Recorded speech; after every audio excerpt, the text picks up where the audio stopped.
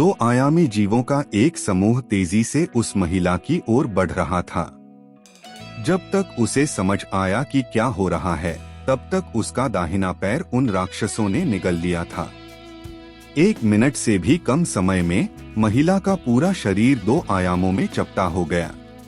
उसकी चीखें सुनकर उसके साथी उसकी मदद के लिए दौड़े, लेकिन उन्हें वहां केवल महिला की टॉर्च मिली। जब वे वहां असमंजस में खड़े थे, तभी अचानक दरवाजा अपने आप बंद हो गया और दरवाजे का ताला भी बंद हो गया, जिससे वे दोनों कमरे में पूरी तरह से फंस गए। उसी क्षण दीवार पर बना चित्र बदलने लगा। महिला ने जो कुछ देखा वह डॉक्टर को बताया, जो यह देखकर भयभीत हो गया कि यह वास्तव में पहले वाली महिला का तंत्रिका तंत्र था, जबकि वॉलपेपर उसकी त्वचा थी। फिर 2 आयामी जीवों ने एक और हमला किया। सोफे को निगलने के बाद वे दोनों स्वाभाविक रूप से उनके अगले निशाने बन गए। उन्हें लगा कि लटकती टोकरी में छिपकर वे सुरक्षित रहेंगे, लेकिन ये जीव बेहद चालाक थे। उन्होंने दीवारों से छत तक रेंगने और फिर जंजीरों और लटकते बिस्तर को भी पूरी तरह से चपटा करने की योजना बनाई थी। इस नाजुक क्षण में लिसा ने अपनी पूरी ताकत लगाकर झूला झूला और खुद को और लटकते बिस्तर को कमरे से बाहर फेंक दिया। इस बीच पूरे शहर में बहुत सारे लोग गायब हो रहे थे। उनकी हत्या नहीं हो रही थी, बल्कि 2 आयामी जीव उन्हें मानवाकार के भित्तिचित्रों में बदल रहे थे।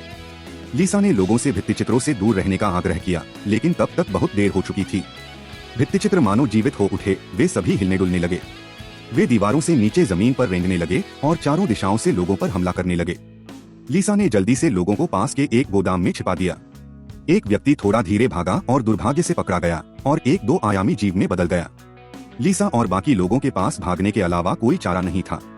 गोदाम के पिछले दरवाजे से निकलकर वे एक सुरंग में भाग गए, लेकिन उन्हें इस बात का अंदाजा नहीं था कि 2 आयामी जीव धीरे धीरे 3 आयामी प्राणियों में बदल चुके थे। जल्द ही उनका एक और साथी पकड़ा गया। सुरंग से बाहर निकलने के लिए उन्हें अपने सामने का स्टील का दरवाजा खोलना पड़ा, लेकिन दरवाजे का हैंडल चपटा हो चुका था। डॉक्टर ने लिसा को एक अत्याधुनिक उपकरण दिया, जिससे दरवाजे के हैंडल को वापस 3 आयामी बनाया जा सकता था। इस तरह उन्होंने सफलतापूर्वक स्टील का दरवाजा खोला और भाग निकले।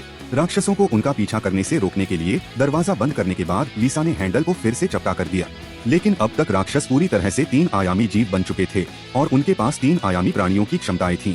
वे चपटी वस्तुओं को वापस 3 आयामी बना सकते थे। जल्द ही उन्होंने स्टील का दरवाजा खोल दिया और लिसा और बाकी लोग एक बार फिर खतरे में पड़ गए।